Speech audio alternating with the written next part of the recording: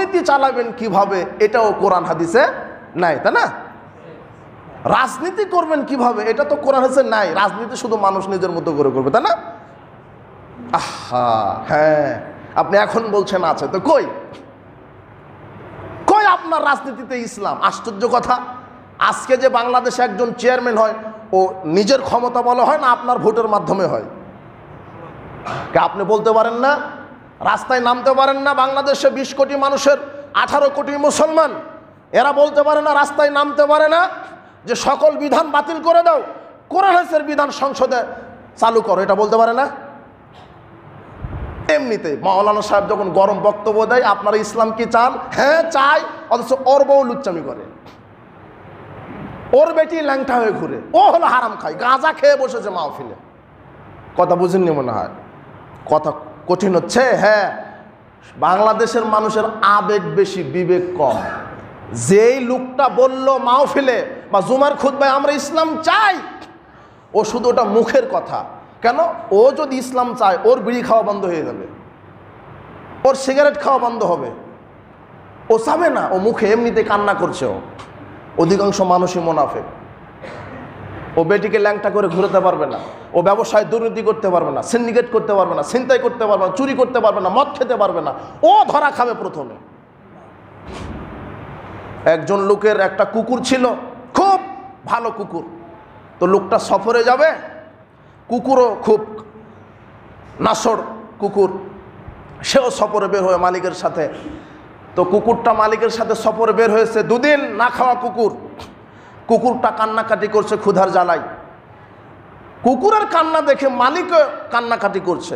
পাশের এক লোক বলছে, ভাই আপনি কাঁদেন কেন? তখন কুকুরের মালিক বলছে, আমার এই কুকুরটা কান্না করে তাই আমি কান্না করি। তো কেন কান্না করে কুকুর? তো মালিক বলছে ক্ষুধার জ্বালায়। তখন ওই লোকটা বলছে, আপনার এই পোটলার ভিতরে কি? ব্যাগ, পোটলার ভিতরে কি আপনার? তো মালিক বলছে হালুয়া আর রুটি। কি? হালুয়া আর রুটি। তখন ওই গ্রামের লোক বলছে, আশ্চর্য কথা আমাকে শোনালেন আপনি, কুকুর কাঁদে ক্ষুধার জ্বালায়, আর আপনার পোটলার ভিতরে হালুয়া রুটি, একটা রুটি দিলেই তো কুকুর ক্ষুধা মিটে যায়। তখন মালিক বলছে, ওগুলো ফতোয়া আমাকে শোনায়েন না, ওগুলো ফতোয়া আমি অনেক জানি। আমি যে কান্না করতেছি এর জন্য পয়সা খরচ হচ্ছে না, কিন্তু এখান থেকে 1 টুকরা রুটি দিলেই পয়সা খরচ হবে। তাই বাংলাদেশের মুসলমানরা এমনিতে ইসলামের জন্য কাঁদে। যে ফিলিস্তিনে যুদ্ধের জন্য যায় সে ফজরই পড়েনি। কথা বুঝেননি মনে হয়? ও যুদ্ধে যাবে। আরে বেকুব, তোমার যে ইমানটা মসজিদে, তোমার বাড়ির কাছে মসজিদ, ফজরে তোমার যে ইমানটা ফজরে মসজিদে নিয়ে আসতে পারলো না, তুমি ফিলিস্তিন যা কি করবে? তুমি ফিলিস্তিন গিয়ে ফিলিস্তিনিদের রড চুরি করে আনবে। তুমি এতটুকুন কাজ তোমাকে দ্বারা হবে? কোথায়? ওই যে আমাদের বাপ দাদারা বলেছিল যে মুরগির সাথে পারে না, মুরগির ডিম ভাঙে। তো কোথায় ফিলিস্তিনদেরকে মারছে, আর বাংলাদেশের দামাল ছেলেরা বাটা কোম্পানিতে অ্যাটাক করলো, করে বাটার জুতা চুরি করছে। এরা আবার জিহাদ করবে। আশ্চর্য কথা। পারে না ইসরায়েলের সাথে বাটার জুতা চুরি করো তুমি, কাপুরুষ। যাও ওখানে গিয়ে যাও, ওখানে তোমার মতো মুনাফিকি এই বেঈমানদের দ্বারা ফিলিস্তিন বিজয় হবে না। ফিলিস্তিন বিজয় হবে এ কথা নিশ্চিত। এটা আমাদের আকীদা, এটা আমাদের বিশ্বাস। তোমার মতো লোক দিয়ে নয়। এমন একজন নেতা আসবে, এমন মুসলিম পৃথিবীতে জন্ম নেবে যাদের ঈমান আমলে তারা পরিপক্ক হবে, তাদের মাধ্যমেই আল্লাহ ফিলিস্তিনকে বিজয় দান করবেন, গোটা মুসলিম উম্মাকে বিজয় দান করবেন ইনশাআল্লাহ। এটা কোরআন হাদিস আগেই বলে দিয়েছে। তো আমি আমার মুনাফিকি আচরণ আগে ডিলিট করে দিতে হবে।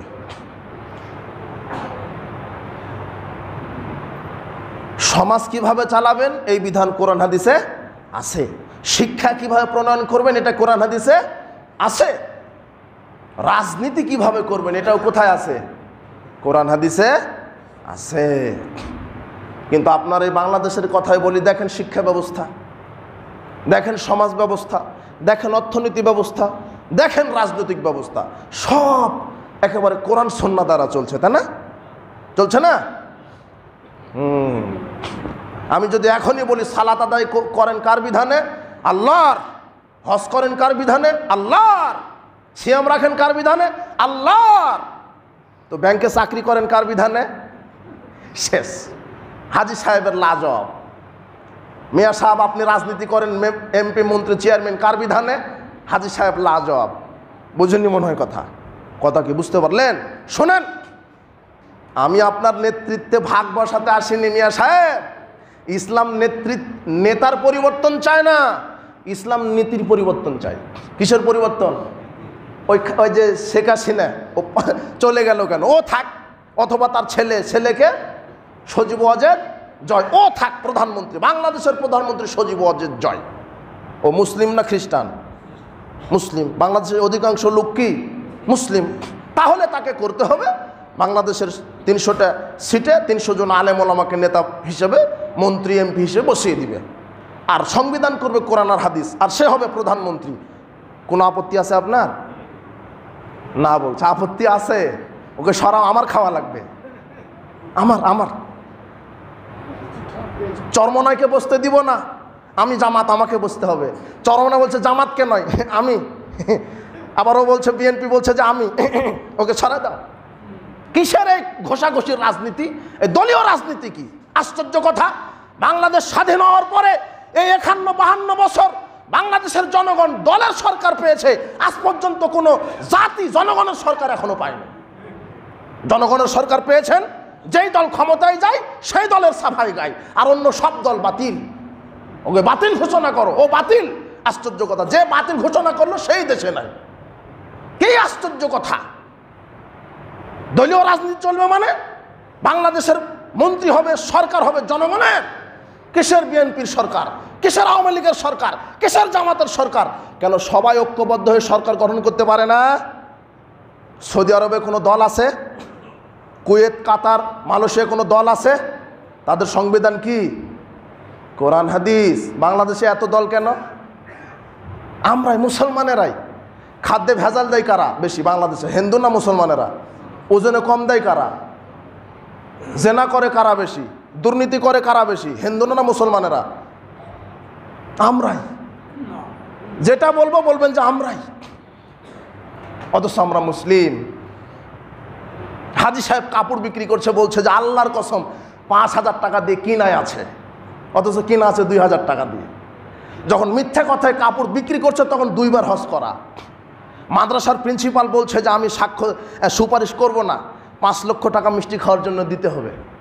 মাদ্রাসার প্রিন্সিপাল যখন বলছে 5 লক্ষ টাকা না দিলে আমি সুপারিশ করব না, তখন মাদ্রাসার প্রিন্সিপালের 4 বার হজ করা আর 14 বার উমরা করা আছে। এটা মাদ্রাসার প্রিন্সিপাল। কথা বুঝেছেন কি? তো মার আপনি খাবেন না তো ও খাবে? বক্তব্য তো রেকর্ড হলো, আমি কোনো দলের ছাপাই গাইতে আসিনি। আমি কেন আমার খেয়ে আমার পরে আমি কেন অন্য দলের ক্যানভাস করতে আসব? ইসলাম নেতার পরিবর্তন চায় না। বলেন তো কিসের পরিবর্তন চায়? নীতির। ও আপনিই থাকেন, আপনি, কিন্তু আপনাকে থাকতে দিবে না তো। আমার খাওয়া লাগবে ও যে কোনো মূল্যে। এটা মেম্বার হতে গেলে যদি 1 কোটি টাকা লাগে 1 কোটি টাকা খরচ করবে। কেন? ওর ধান্দায় থাকে মেম্বার হওয়ার পরে 14 কোটি খাবো। ও খরচই করে খাওয়ার ধান্দাতে। কথা বুঝেননি মনে হয়। আর এই জন্য ইসলাম মেনে নিতে হবে। ইসলামে নেতা নির্বাচন হবে সিলেকশন, আর আপনার এই গণতন্ত্রে নেতা নির্বাচন হয় ইলেকশন। এই গণতান্ত্রিক পদ্ধতিতে নেতা নির্বাচন কিয়ামত পর্যন্ত আসলে ভালো মানুষ আসতে পারবে না। কথা বুঝেছেন?